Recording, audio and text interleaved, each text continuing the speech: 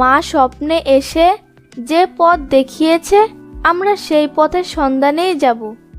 এই সকাল সকাল না গিয়ে আরো 2 দিন থেকে গেলেও তো পারতে। না গো, আর দেরি করাটা ঠিক হবে না। আর হ্যাঁ, এমনিতেও তুমি আমাদের দুজনের জন্য যা করেছ এই ঋণ আমরা কখনোই শোধ করতে পারবো না। আবারও একই কথা বলছো?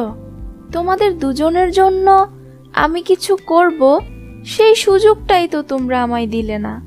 আচ্ছা শোনো, যাবে যখন সিদ্ধান্ত নিয়েই ফেলেছো, তোমাদের আমি আর আটকাবো না। তবে হ্যাঁ, এই পথে ফের কখনো আসলে অবশ্যই আমার বাড়িতে আসবে কিন্তু। ঠিক আছে, আমরা অবশ্যই আসব।